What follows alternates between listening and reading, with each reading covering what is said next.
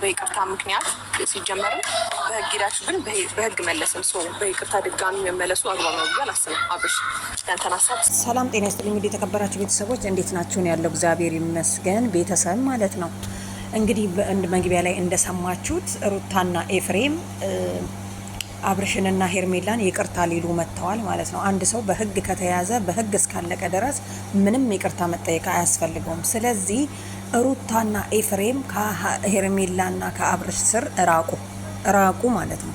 በጣም መራቅ አለባችሁ። ሄርሜላ በጣም ገብቷታል። ምክንያቱም ምንድን ያለችው እናንተ በይቅርታ ሰበብ እኔና አብርሽን ልትለያዩን አቅዳችሁ ነው የመጣችሁት። ምክንያቱም ከዚህ በፊት ይቅርታ እያላችሁ ከተጠጋችሁን በኋላ ስንት ነገር አፍርሳችኋል። አሁን እኛ ምንም አንፈልግም፣ በህግ ነው የተያዘው፣ እኛ ክሱን አንስተናል፣ ከእንግዲህ በኋላ ምንም ሶሪ መባል አንፈልግም ብላለች። እንግዲህ እንዳያችሁት ከሆነ እና ቤተሰብ ማለት ነው ምን ልላችሁ ፈልጌ መሰላችሁ፣ አንዳንድ ጊዜ በጣም የሰው ልጅ በርቀት ሰውን ማጥቃት ስለማይችል በደንብ ጠበቅ ብሎ ሄርሜላና አብርሽ ጋር ካልተጠጉ ኤፍሬምና ሄርሜላ እነሱን ሊያጠፉ አይችሉም ማለት ነው። እና ቤተሰብ ምን ልላችሁ መሰላችሁ፣ አሁን ኤፍሬምና ሩታ ከሄርሜላና ከአብርሽ ጋር መራቅ አለባቸው። በጣም ይሄ የታወቀ ነው። ምክንያቱም ለሆነ ነገር አሁንም ሊያጠቋት፣ አሁንም ሊለያዩቸው፣ አሁንም ቅናት ይዟቸው ነው የመጡት ማለት ነው። ሁለቱም በእውነት ሐራም እንደዚህ ማድረግ የለብሽም ሩታ። ከሄርሜላ ስር እራቂ በቃ። ምን ነው አንቺ እንዴ አብርሃም መኖር አትችይም እንዴ? ሩታ ከሱ ጋር መሆን አትችልም እንዴ? ትችላለች እኮ ሄርሚን፣ ሩታ ማለት ነው። ተጠንቀቂ ሄርሜላ፣ አሁን ገብቶሻል። ምክንያቱም አብርሽንም እያስጠነቀቅሽው ነው የምትገኘው። አሁን ሀሳብሽን በጣም እረዳሻለሁ። ምክንያቱም እነሱን አንፈልግም ድሮ ያረገችኝን ነገር ስትል ሩታ ምንድን ነው ያለችው መሰላችሁ? ድሮማ ያረግሽኝን ካወራን እኔ ካደረግኩሽ አንቺ ያደረግሽኝ ይበልጣል። ምክንያቱም ማንም ሰው የሚጠረጥረውን ማንም ሰው የሚያደርገውን ነው ያደረግነው። እንደ ትላንትና ቤቴ መታችሁ ዝታችሁ ዛሬ ላይ ደግሞ ልጄ ሲጠፋብኝ እናንተ ናችሁ ማለቴ ጥፋቴ አይደለም ብላለች ማለት ነው። ይቅርታ ሄርሜላ ደግሞ ይቅርታ ብላችሁ መጀመሪያም ቡዜን ይዘሽ መተሽ ይቅርታ ብዬሽ ከታረቀን በኋላ ሌላ መዘዝ ውስጥ ከተትሽኝ። አያችሁ። ስለዚህ እነኚህ ልጆች አሁንም እንትን ላይ ስላሉ አውቃ ሩታ ሄርሜላ ስር ለመግባት ነው። ሩታ በጣም መሽቆቅ ነች፣ በእውነት መሽቆቅ ናት።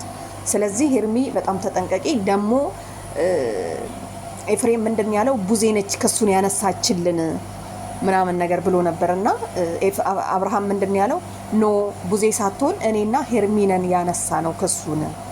ስለዚህ እኛ እንደ ሰው ተንኮል አናቅም። ተንኮል ስለማናቅ ለሰው በቀል ስለማናቅ የይቅርታ ሰዎች ስለሆንን ሄደን ክሱን አንስተንላችኋለን። ስለዚህ አሁን የጠራችሁን ለምንድን ነው ጥያቄው? የጠሯችሁማ አብርሃም እኔ ልንገርክ ማለት ነው፣ አትሞኝ። ሄርሜላንና አንተን ሊለያዩክ ገባክ አይደለ? እንደዛ ተሰቃይተክ አሁን ወደ ራስ ተመልሰክ ከሄርሜላ ጋር እንግዲህ እንዴት እንደሚያምሩ አይታችኋል። እጇን እጅ ውስጥ አድርጎ ነበረ። አቋቋማቸው ራሱ እንዴት አባቱ እንዳማረባት ሄርሜ ራሱ ማለት ነውና ስለዚህ ምንድን ያለው ትናንትና አብርሃም አምሮብሃል ሲለው ዳኒ የስ አምሮብኛል፣ ግን በስተጀርባ ያለችው ሴት ማን እንደሆነች እያት ነው ያለው። ስለዚህ ሄርሜላ ተመችተዋለች ለአብርሃም፣ አብርሃምም ሄርሜላ ተመቻችተዋል ሁለቱ። ሩታ ካጠገባቸው ራቂ። ቡታጅራ ሄድሽ ተመልሰሽ ለምን መጣሽ? እዛው አትቀመጪም ወይ እንዴ? ከምን ይሁኑ ተመልሰሽ የምትመጪው? አንቺ ምንድነው የአብርሃም እንትን ሲያዞርሽ ነው እንዴ የሚከርመው? በእውነት ሼም ነው። እኔ አንቺም ብሆን አይደለም ልመጣ አይደለም እነሱ ጋር በቃ በሌላ ነገር ነው የምመጣው። በቃ እኔ ሲንግል ነኝ ብቻዬን ልጄን እያሳደግኩ ነው ምናምን ብዬ ፏፈሽ ብዬ ማለት ነው ከነሱ ራቅ ብዬ ምናምን። እኔ እኮ በቀደም ማለት ነው ስማቸው ጠፍቶብኝ ነው እንጂ የሄርሜላና እንትና አብርሽ ላይቭ ላይ ሲገቡ አንበሳ ነበር ላወርድላቸው ያልኩት፣ ግን አላገኘዋቸውም። እኔ ሲሄድ ወጥተዋል። እኔ ሲሄድ ፈልጌ ሳገኛቸው እነሱ ወጥተዋል። ምንም ማድረግ አልችልም ማለት ነው። ምክንያቱም እነኛ አይደለም አንበሳ ነብር ራሱ ያስፈልጋቸዋል። በቃ በጣም ተመችቷቸዋል። አነጋገሯ ሄርሚን ታውቃላችሁ ከዚህ በፊትም አሁንም።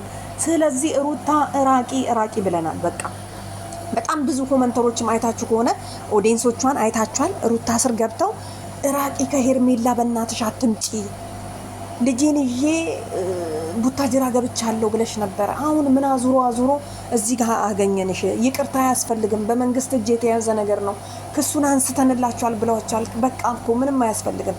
አሁንም ይቅርታ ብላ ሄርሜላን እጇ ካስገባች በኋላ ለማየት ያብቃችሁ። አብርሽ ሩታ ጋር እንደሚሆን ነው። ምክንያቱም ፍቅርም ያልጨረስኩት ነገር አለ ብላለች። ይሄኔ በውስጥ ጨርሰዋል ሁለቱ አንድ ላይ። እንግዲህ ምን እንደሚያደርጓቸው ማሰብ አያቅትም።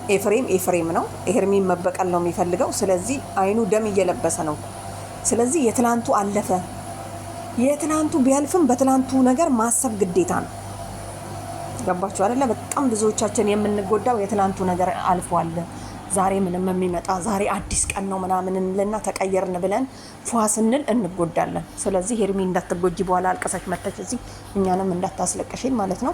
ሩታዬ እንግዲህ ላንቺ ያለውን እንዲሰጥሽ እንጸልይልሽ ነበረ እዛው ቡታጅራ ብትሆኚ ኖሮ ማለት ነው። ምክንያቱም እነ ሄርሚ ጋር ባትመጪ አንቺ ያለ አብርሽ አይሆንልሽም። እንግዲህ እኛ ምን እናደርግ? ምንም ማድረግ አንችልም።